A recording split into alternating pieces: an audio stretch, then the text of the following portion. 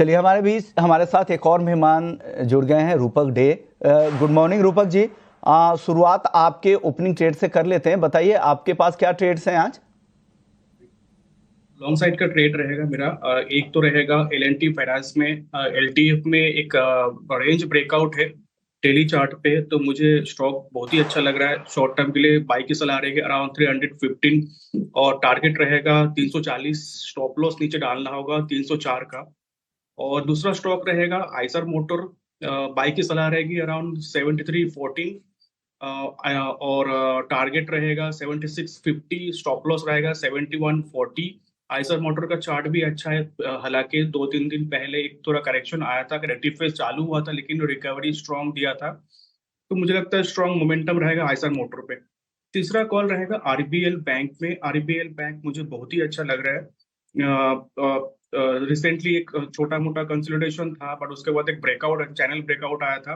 हालांकि आज का दिन थोड़ा नीचे नीचे के लेवल पे ट्रेड करते हुए दिखाई दे रहा है, बट बाई की सलाह रहेगी विद स्टॉप लॉस ऑफ 305 और हायर एंड पे टारगेट रहेगा मेरा 335। तो आपने कई सारे स्टॉक्स दिए, आरबीएल बैंक, आइसर मोटर जैसे स्टॉक्स हैं जहां पर खरीदारी की राय आपकी तरफ से आ रही है, लेकिन एक बार रूपक आपसे समझना चाहेंगे कि लोधा पर आपका क्या व्यू है। 3 दिनों से लगातार तेजी हो रही है, आज भी 2% का उछाल। लोधा डेवलपर्स कैसे देख रहे हैं आप इसे? जी, एकदम छोटा टाइम फ्रेम में लोधा एक ब्रेकआउट दिया और इम्पोर्टेंट मूविंग एवरेज के ऊपर ट्रेड करते हुए दिखाई दे आज का दिन। और पॉजिटिव डाइवर्जेंस दिख रहे हैं आरएसआई में। तो ओवरऑल टेक्निकल सेटअप तो पॉजिटिव लग रहा है मुझे। यहाँ से रिकवरी कंटिन्यू होना चाहिए, 1200 तक जाना चाहिए अपसाइड में, और नीचे एक स्टॉप लॉस मेंटेन करके चलना होगा 1080 पे। ऑल राइट, तो लोधा यहाँ पर हम नज़र ज़रूर रखेंगे। देखिए 1500 के जो लेवल्स थे वो जून महीने में दिखाई दिए थे और उसके बाद सीधा एक करेक्शन हमने देखा है लोधा में, और अभी फ़िलहाल 1100 से बाउंस करने की कोशिश कर रहा है।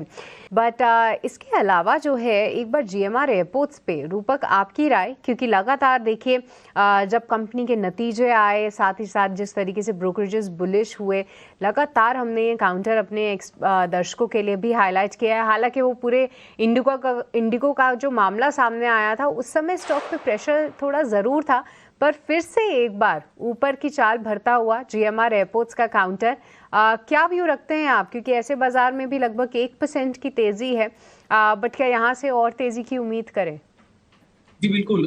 मुझे लगता है कि डेली चार्ट पे जो दिख रहा है मुझे, वो एक नैरोइंग कंसोलिडेशन था, और नैरोइंग कंसोलिडेशन पैटर्न का एक ब्रेकआउट है चार्ट पे।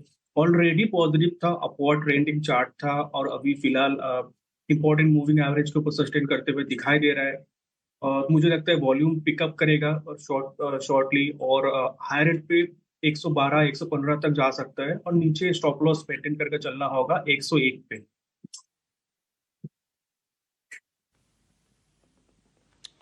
ठीक है, 101 रुपए का स्टॉप लॉस होगा आपके लिए जीएमआर एयरपोर्ट को लेकर। रूपक जी, एक छोटी कंपनी है डिफेंस की, और मतलब मार्केट कैप की बात करें 7,500 8,000 करोड़ रुपए के आसपास का मार्केट कैप है, कैश का स्टॉक है ये, एमटार टेक। आज हम देख रहे हैं कि तेजी अच्छी है, करीब 5% ऊपर आपको ये शेयर नजर आएगा। क्या आप और तेजी देख रहे हैं इसमें? जी, अभी एमटा टेक का सपोर्ट हो जाएगा 2400 का सपोर्ट अगर नहीं टूटा तो रिकवरी कंटिन्यूड रह सकता है, 2600 तक जा सकता है। 2600 को सस्टेन करता है तो फर्दर रैली भी आ सकता है। तो करेंटली होल्ड तो stop loss of 2400, higher end पे 2600 और हायर का टारगेट रखना होगा।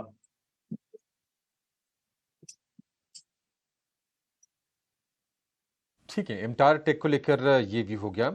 रूपक जी आपसे सलाह एक चाहेंगे, एमसीएक्स पर जिस तरह से मेटल की रैली दिखी थी, एक अलग ही जोन में, अलग रेयर फील्ड टेरिटरी में एमसीएक्स जा चुका है। पिछले हफ्ते हमने देखा भी था, नए हाई भी लगते रहे।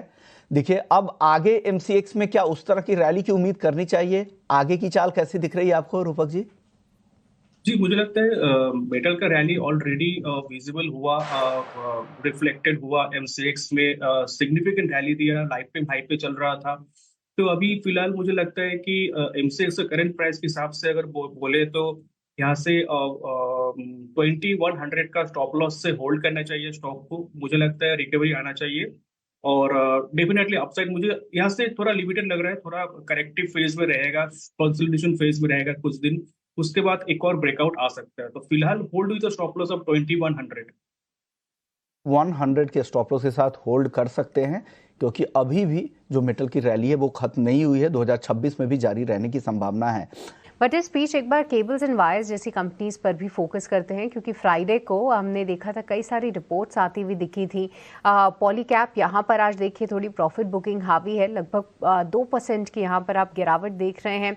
साथ ही साथ एक बार हैवेल्स का चार्ट हम पुल अप करेंगे, क्योंकि ये एक one of the beaten down counters है और फ्राइडे को निचले स्तरों से थोड़ी रिकवरी के संकेत जरूर दिखा रहा था, बट अभी भी फिलहाल सपाट ट्रेड कर रहा है। रूपक, क्या यहाँ पे कोई पेयर ट्रेड की अपॉर्चुनिटी है क्या? क्योंकि देखिए पॉलीकैब तो आई थिंक गिरावट जरूर दिखा रहा है, पर शायद रेजिस्टेंस भी हो सकता है। आप कैसे देख रहे हैं इसे, और क्या इसके सामने हैवेल्स में कोई बाय बन रहा है? जी हाँ, पॉलीकैब में कंटिन्यूअसली स्ट्रेंथ दिखा रहा है। हालांकि आज का दिन थोड़ा बहुत सेलिंग प्रेशर, थोड़ा प्रॉफिट बुकिंग चल रहा है, लेकिन इंपॉर्टेंट मूविंग एवरेज के ऊपर सस्टेन करते हुए दिखाई दे रहा है। तो सेंटीमेंट वेरी नियर टर्म के लिए, वेरी शॉर्ट टर्म के लिए नेगेटिव रहेगा, बट मुझे लगता है शॉर्ट टर्म के लिए पॉजिटिव सेंटीमेंट बरकरार रहेगा।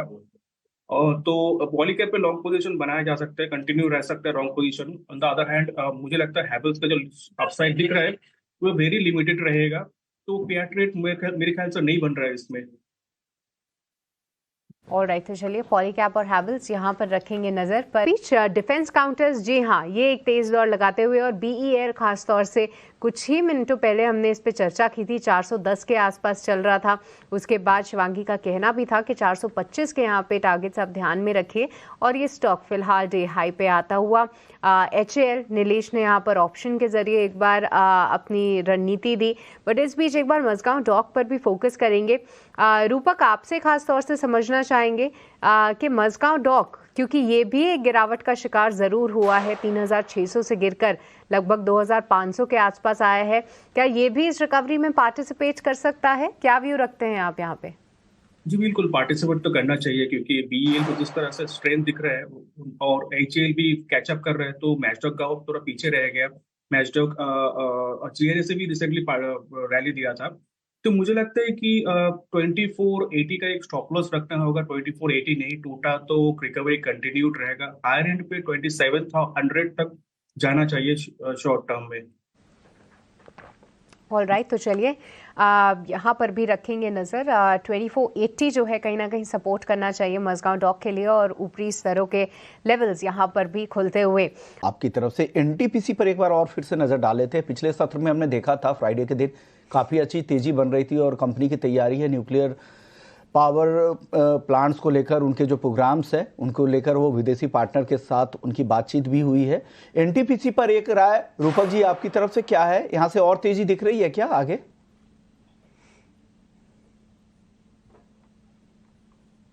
जी, तेजी बरकरार रह सकता है शॉर्ट टर्म में। मुझे लगता है कि सिग्निफिकेंट ब्रेकआउट दिया डेली चार्ट पे, और जो प्रीवियस जो छोटा छोटा स्विंग्स थे डेली चार्ट पे, उसके ऊपर कॉन्फिडेंटली ट्रेड करते हुए दिखाई दे रहा है। तो सेंटीमेंट अराउंड द स्टॉक मुझे बहुत ही पॉजिटिव लग रहा है, बट मुझे लगता है कि बाय ऑन डिप्स करना चाहिए। अराउंड 345 340 बेहतर लेवल रहेगा, क्योंकि जो स्टॉप लॉस रहेगा उसका वो रहेगा 335 पे। 335 पर स्टॉप लॉस से स्टॉक को बाय किया जा सकता है on dips for a target of 370। तो बाय ऑन डिप्स की स्ट्रेटजी के साथ यहाँ पर NTPC में आप काम कर सकते हैं। लेकिन इसी नोट पर इस शो को यही समाप्त करेंगे। आपका कुणाल जी, रूपक जी, बहुत बहुत शुक्रिया। आप लोगों ने वक्त निकाला, हमारे दर्शकों को गाइड किया कि उन्हें बाजार में क्या करना है। साथ ही सृष्टि को भी दीजिए इजाजत। मैं और अभिषेक दोनों बने रहेंगे। ब्रेक के बाद जब लौटेंगे